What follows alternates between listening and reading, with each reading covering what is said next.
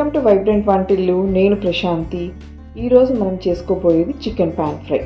Chicken fry ఇలా చేసుకుంటే plain white రైస్తో, బగారా రైస్తో, ఇంకా పప్పు రసమన్నంలోకి సైడ్ డిష్గా చాలా బాగుంటుంది. మరి ఎలా చేసుకోవాలో చూసేద్దామా? దీనికోసం నేను ఐరన్ పాన్ తీసుకున్నాను. 50 ml కుకింగ్ ఆయిల్ పోసుకొని 1 ఇంచు దాల్చిన చెక్క, కొన్ని లవంగాలు, 3-4 పచ్చిమిర్చి, సన్నగా తరిగిన 2 ఉల్లిపాయలు, ఒక కరివేపాకు వేసుకొని దోరగా వేయించుకోవాలి. కరివేపాకు అస్సలు మిస్ చేయకండి, మంచి ఫ్లేవర్ ఇస్తుంది ఈ డిష్కి.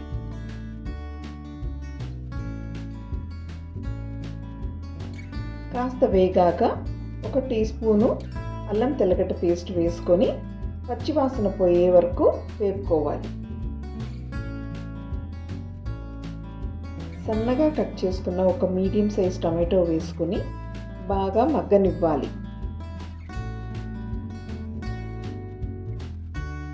నేను 3/4 kg అంటే 750 గ్రాముల చికెన్ తీసుకుంటున్నాను.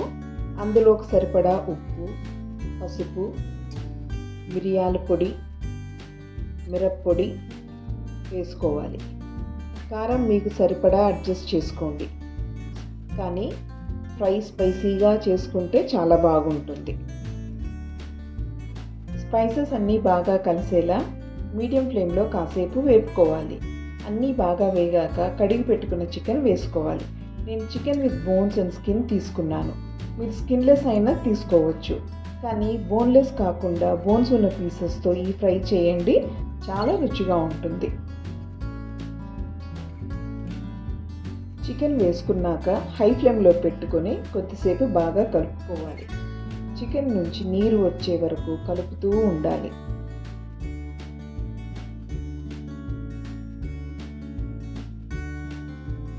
ఇప్పుడు ఫ్లేమ్ని మీడియంలో పెట్టాక కాసేపు మూత పెట్టుకోవాలి.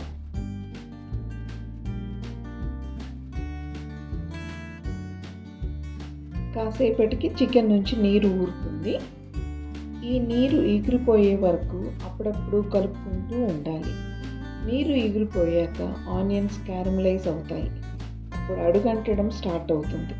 దాన్ని గరిటెతో గీస్తూ లైట్గా అడుగంటేలా చూసుకోండి. దీనివల్ల డిష్కి మంచి కలర్ వస్తుంది.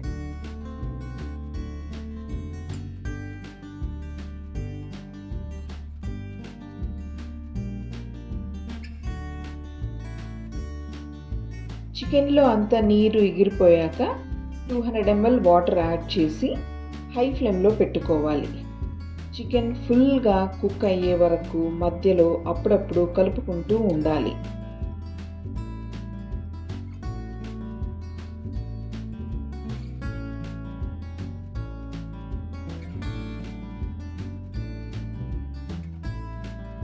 నీరు పూర్తిగా ఎగిరిపోయి చికెన్ ఉడికేలోగా ఒక మసాలా పౌడర్ రెడీ చేసుకుంటున్నాను.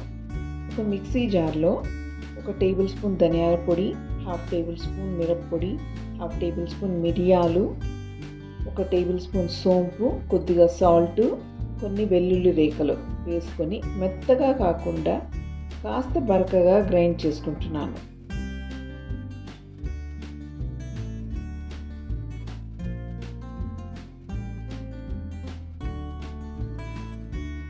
చికెన్ బాగా ఉడికిపోయింది.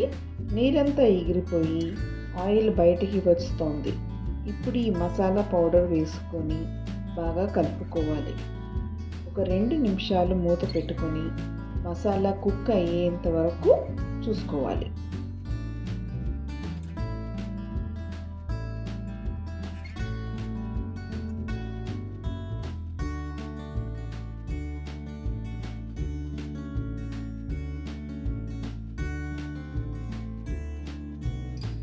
Spicy and tasty chicken ready అయిపోయిందండి.